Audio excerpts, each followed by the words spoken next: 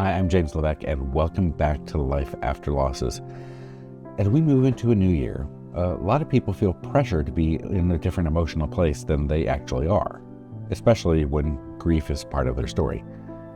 There's this unspoken belief that time should have done more by now, that we should be feeling differently than we do.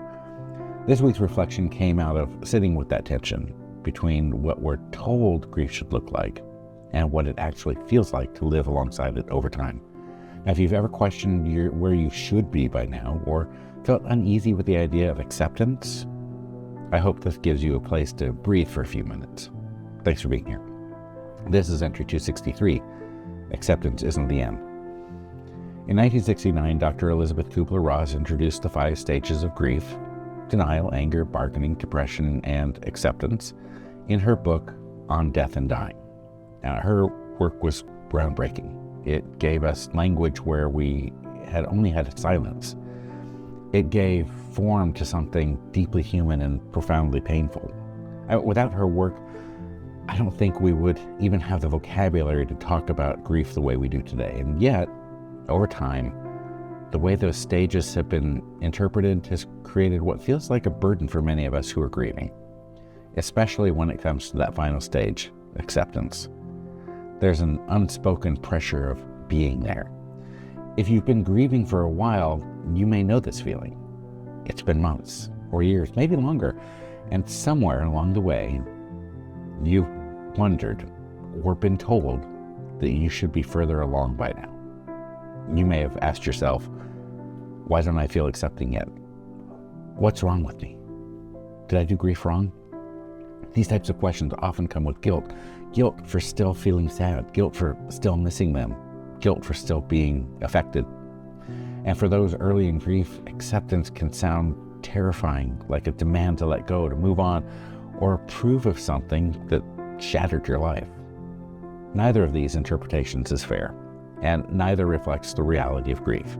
So let's think about what Kübler-Ross meant and what we made of it. Kübler-Ross's stages were identified through observing terminally ill patients, not the people who would be eventually left behind. And I believe that context matters, and I wrote about this in Grief Recovery for Adults. The stages were never meant to apply a neat linear progression. They were observations, not instructions, a way of naming emotional states, not a checklist to complete. But culturally, we've turned them into something else, something I believe became limiting. We've treated acceptance like a finish line, like the moment grief ends, like proof that we're okay now. But I believe that misunderstanding has caused unintentional harm to countless people. Acceptance is not what you think it is. Let's be clear about what acceptance is not. Acceptance is not approval. Acceptance is not forgetting. Acceptance is not moving on. Acceptance is not emotional neutrality. Acceptance is not the absence of pain. Acceptance does not mean you're done grieving. What it does mean is something more profound and far more humane. Acceptance is acknowledging reality without judgment. It's naming what is true. This happened, this person is gone, this loss is part of my life, without arguing with it, or denying it, or punishing yourself for still feeling what you feel. That's it. Nothing more, nothing less. Let me share what acceptance looked like for me. When I was finishing Life After Losses, something crystallized for me that I hadn't fully understood before. I realized that both of my losses were necessary for me to understand grief in the way that I do now. I needed the first loss to prepare me for the second, and I needed that second loss to give meaning to the first. And that realization didn't erase the pain of either loss, but it changed my relationship to them. I could carry both losses without being consumed by them. I could hold grief and gratitude at the same time. I could acknowledge the reality of what happened without resenting myself for surviving it. And that for me was acceptance. Not an ending, but a solid foundation for my own understanding. And this is why acceptance aligns so closely with the first P in the purpose framework, what I call perceiving reality. Naming what exists without judgment and acknowledging truth. Acceptance doesn't ask you to feel differently. It doesn't ask you to stop fighting what already is. And that distinction, I think, matters. When we stop fighting reality, we free up energy, not to forget, but to live, not to erase grief, but to integrate it.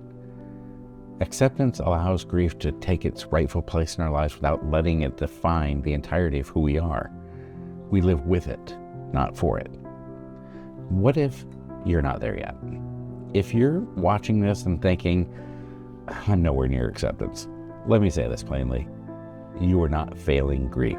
Acceptance is not a moment you arrive and stay at forever. It comes and goes. It deepens. It shifts. It looks different at 28, which was my first loss, than it does at 47, which was my second loss. And different again at 54 when I wrote Life After Losses. And 5 years later, it's still different. You may touch acceptance one day and feel knocked sideways by grief the next. That doesn't mean you're lost ground. It means you're human. And if you're early in grief, acceptance does not require you to like what happened, or agree with it, or make peace with it, or anyone else's timeline.